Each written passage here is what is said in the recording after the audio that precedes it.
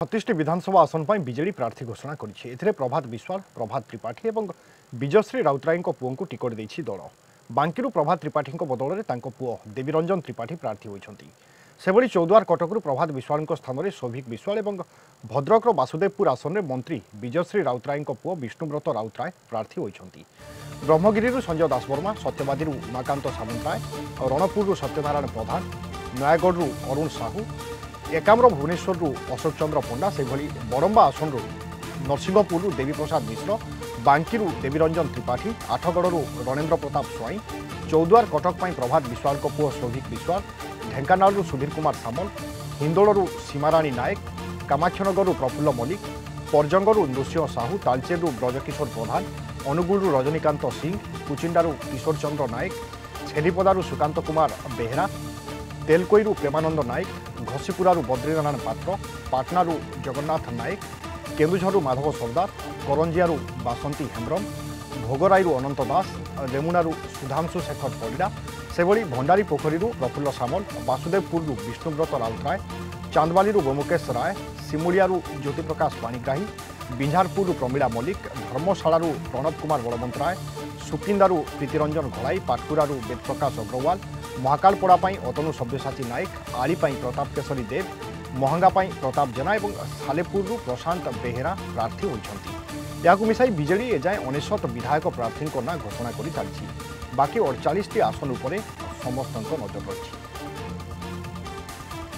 मैं माननीय मुख्यमंत्री की मोर प्रिय नेता मो उपरे से जो भरोसा रखिंट विश्वास रखिंट एवं से भरोसा विश्वास को रखिकी महाकालपड़ावासी सेवा जो भाव में करुले आहरी अधिक भाव में करने चेष्टा करी। केन्द्रापड़ा विजु बाबू को गढ़, बीजेडी गढ़, नवीन बाबू को गढ़, तेणु केन्द्रापड़ा समग्र पार्लियामेंट्री सेगमेंट रे केवल शंख ही शुभ। धारावाहिक भाव में बड़मा नरसिंहपुर जनसाधारण सेवा करने मत सुजोग दे आसी एवं बड़मा नरसिंहपुर वासींकर जो आशा को ताकू नहींकरी आम दलर सभापति तथा आमर कोटि कोटि ओडिया लोकंकर जे नेता हृदय नेता श्रीयुक्त नवीन पट्टनायक मते विजु जनता दल प्रार्थी हिसाब से बड़म्बारू नरसिंहपुर मनोनीत कर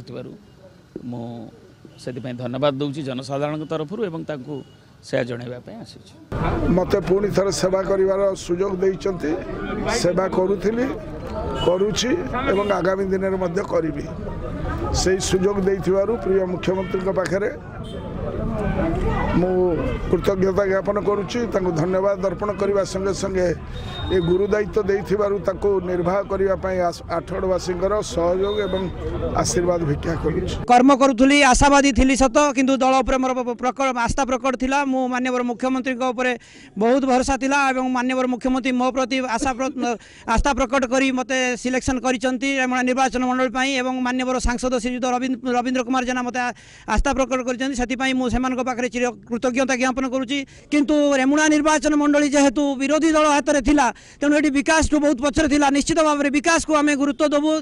माननीय मुख्यमंत्री नवीन पट्टनायक जो स्वप्न रही बांकी एवं मो बापा प्रभात त्रिपाठी जो अधूरा कार्य रही सी जिने जो चिंता करते सबुज बांकी समृद्ध बांकी गठन करने से स्वप्न को किभली भाव पूरण करी मोर उपरे मो परिवार उपरे जो बांकी जनसाधारण आशा भरोसा विश्वास रही ताकू किभली भाव सठिक भाव तुलेबी यह निश्चित मो गोटे आह्वान रही विश्वास रही माँ चर्चिका एवं बांकी जनसाधारण संपूर्ण भरोसा आशा आशीर्वाद रही आम परिवार प्रति ताकू मु अक्षुण्ण रखा निश्चित भाव चेष्टा करी।